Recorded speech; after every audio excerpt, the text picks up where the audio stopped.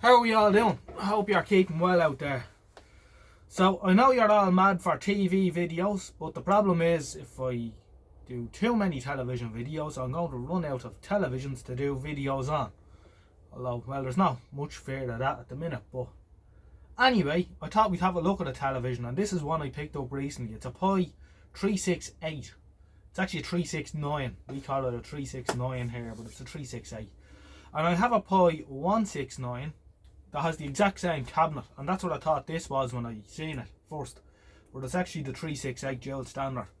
So we're going to get the back off, we're going to have a look at it. It's in reasonable nick for its age. It's missing a couple of its little feet underneath. There's 2 feet on this side and no feet on that side, so it's a bit lopsided, but that's something we can worry about later. It's got the odd little bump and scratch and tear, but what you'd expect for a 50-year-old television. So we'll get the back off and we'll have a look at it, see what the crack is. Well, hopefully it'll be handy enough to get going. I think it will be, but we shall see. Right, so we can just see that we're missing a knob here or something's broken. But we'll get the back off and we'll have a look inside. I have to say, I love working on televisions, so it's great crack. Out of all the stuff that I fiddle around with here, I think the old TVs are my favourite. They're just good fun to work on, and I'm sorry I didn't get into, when I was young, I didn't, in the TV shop with John and what have you, I wasn't really interested in televisions as such. I was interested in radios.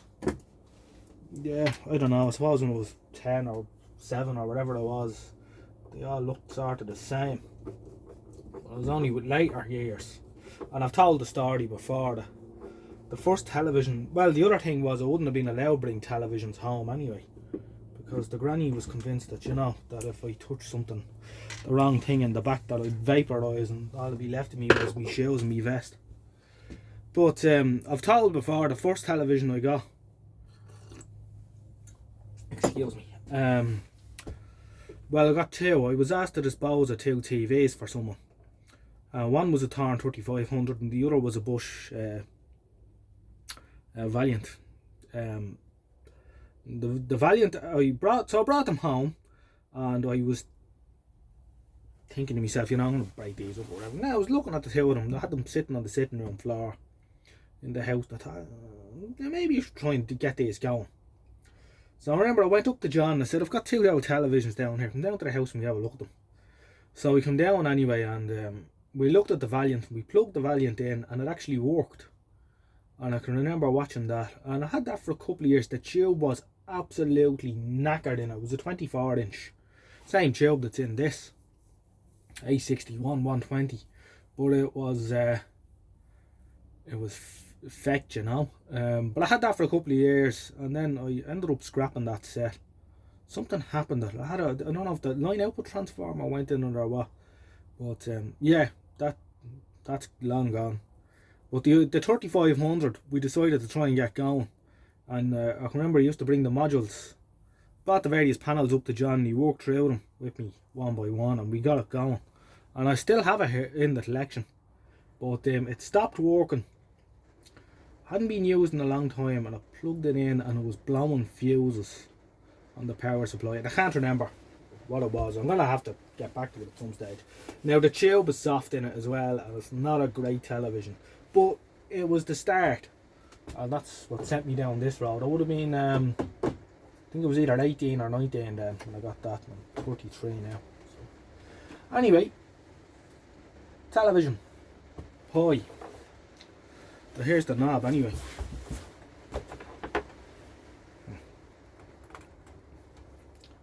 Must have got a belt snapped off. That's the frame hole. Alright, well, it's nice and dusty inside. It doesn't look like anyone's been fiddling around with it recently.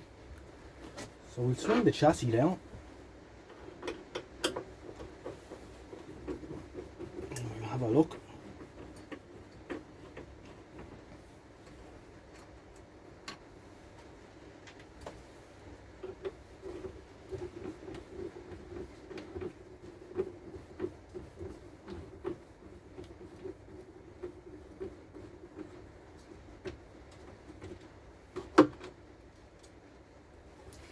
be a reasonable speaker in this actually, just looking at the speaker there. It's a 5-inch round job. ITT. Much better looking than what you find in the bush.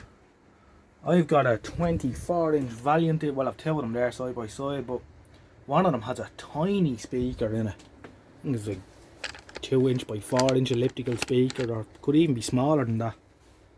So they didn't really, and you know, with TVs, with such a big cabinet, they could have, it wouldn't have been much of an extra expense to give you a good sound, you know. I mean, you could have two drivers in either side and a tweeter out the front or whatever, like that Grundig a while ago. But yeah, I suppose these things were built to a price as well. Anyhow, let's we've our little cord here to stop the chassis slapping down. Alright, let's get in here. It's had a little bit of work at some stage. Look at this boost cap. A couple of resistors here fading.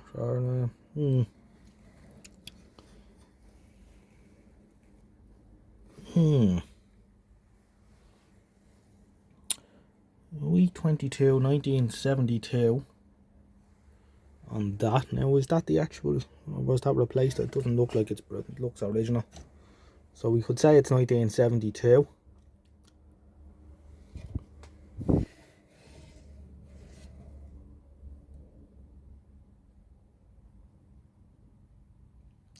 Yeah, I have a feeling I know who done this.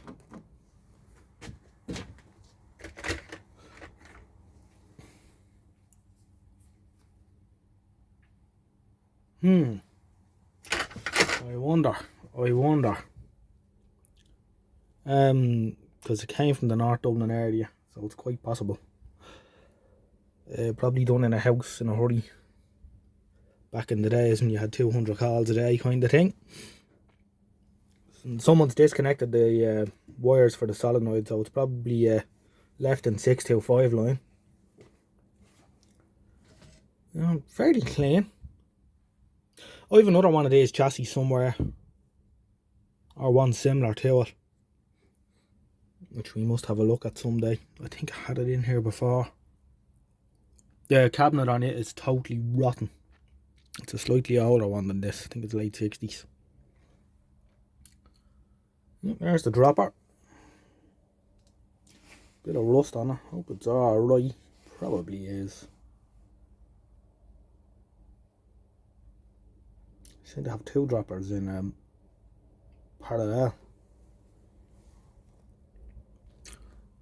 I think I'll get the Variac out and give it a nice slow wind up. What do you think? Tell you what we'll do, we'll test the tube first, just for the crack. See what it's like.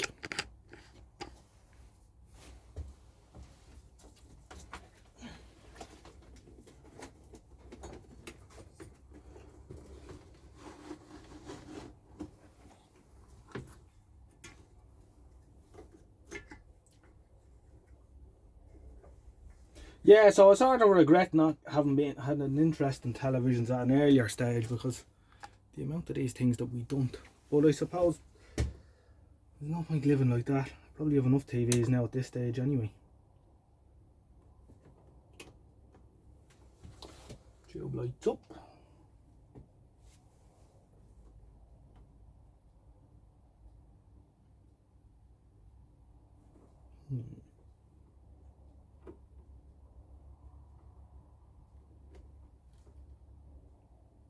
There we go.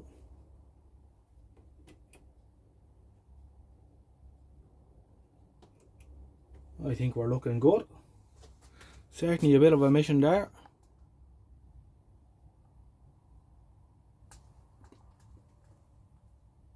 We'll have a bit of that. Yeah, definitely. I think we're looking good here. Alright.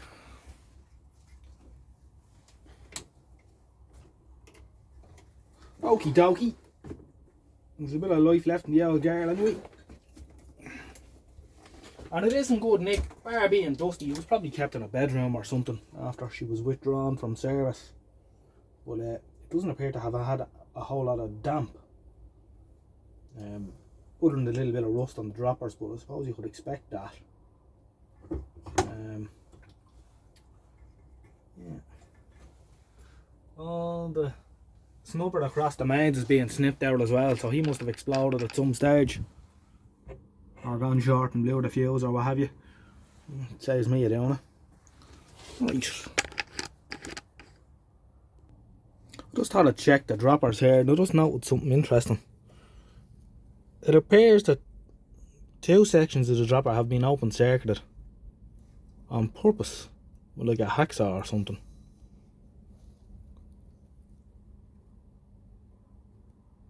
Which is interesting. See the wire sticking out there. That hasn't just happened. Somebody's done that. So I wonder, was that an official thing or not? Anyway, it's the rest of it has continuity, so it's probably supposed to be like that.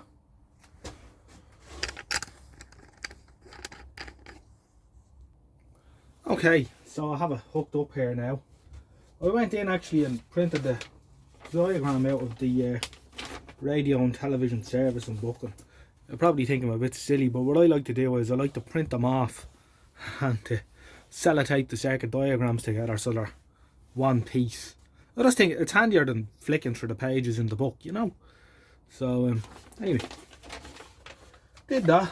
So the meter on the left, which is a Gemco US 105, I like to use sort of all the multimeters I have now and again. Focus. I like to give them all a bit of a run, you know. I think anything I have here should serve a purpose and be used. Anyway, it's a nice little multimeter. I was given that a while ago by a friend of mine, and I use it now and again. It's light, it's handy for doing, bringing with you. It's a little bit more portable than the Avo, you know. But yeah, and of course of the Fluke 83 Mark III there. So anyway, the Gemco is measuring the HT of the cap here, the smoothed side, and this is the mains input voltage here. So I'll start winding her up and we'll see does she come to life.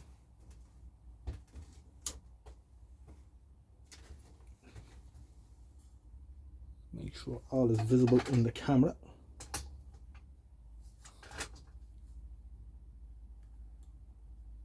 Right.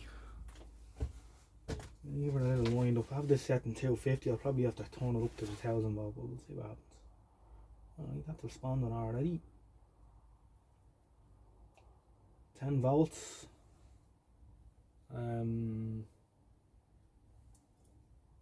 About 15 volts DC there.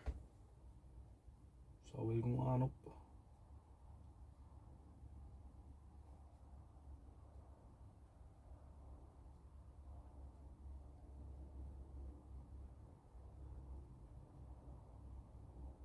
Like 50 volt DC for 25 AC input.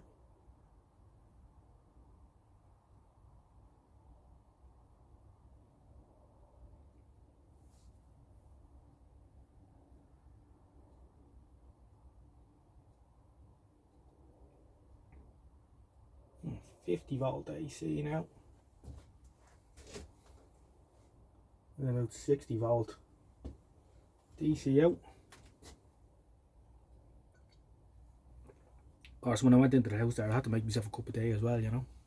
A nice Guinness cup there for Christmas as well, off the brother-in-law. And it's a good size too. Right, we'll go up another bit. This is real exciting, I know, this is nail biting stuff.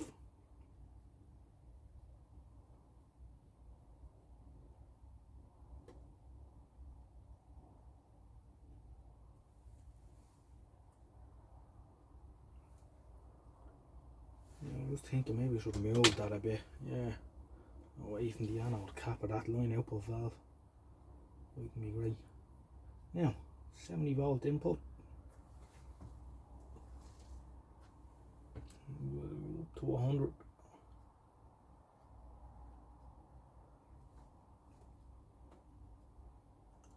On 100.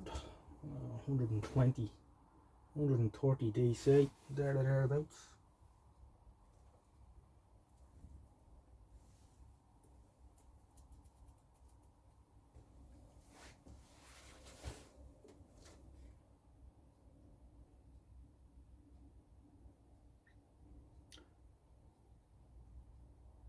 You'd wonder how many of these TVs like this are still sitting around in sheds and lofts and under stairs and houses and stuff to be discovered. You know, there can't be that many left out there at this stage, because with modern houses people don't have the space, you know. I suppose they're only going to start turning up now as sadly elderly people die and houses are cleared out and they find that kind of stuff, you know. But it'd be an interesting statistic to have. It's how many of these things are still out in the wild waiting to be discovered. It's a finite resource. All these TVs are going to get gobbled up and restored or turned into drinks cabinets or fish bowls or whatever the hell. I just noticed there's a few dead woodworms in the bottom of the cabinet there, but there's no woodworm in the cabinet. They obviously don't like the pie cabinets. Let's give it a bit of a treatment anyway, because the cabinet's not in too bad fettle at all. 130, 140.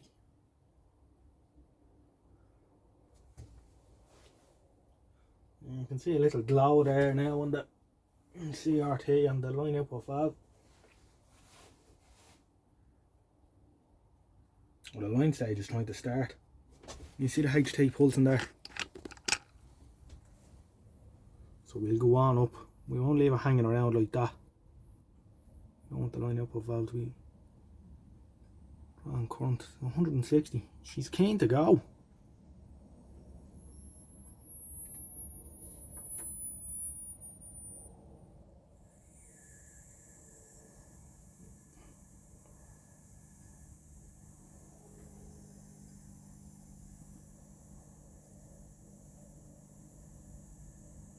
Right, 220 is what she wants, and that's all she's getting off me.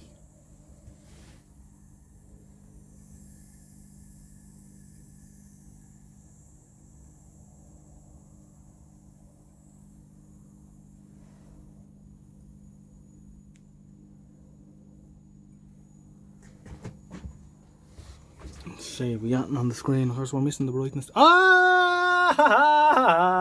Nice one. Now, every time I see that, when you power up for the first time, it's just brilliant. You know, that's what we want to say. Excellent stuff. What's the HT? Around 200. Lovely. That is cracking. That is a good start to the day. Ojnoj happy. Good television. Super. Super, super. That is class. It sounds quite happy. As I say, I have a 169, which is the single standard version of this, and yeah, I've never touched that. I got it off a friend of mine that's into televisions though. So he had it going years ago. Funny enough, that one, the CRT reads 0 emission, but it gives a decent enough picture. We actually used it as the main set for a while there a couple of years ago. It's one I must dig out of storage. Anyway, okay. Let's see if we can get a picture on it. Right, so what I'm going to have to do is I'm going to have to take the flame hole control out and fix it, because it's all loose.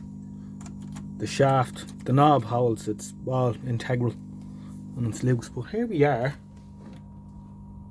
It's actually pulsing much faster than that.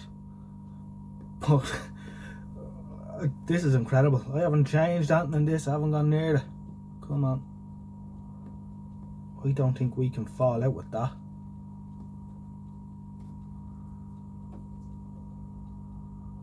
I don't think we can fall out with that at all. Focus is a little soft. But, I think that's looking pretty good. I think I'll have a look around and do something with that. I think I'll leave it for now.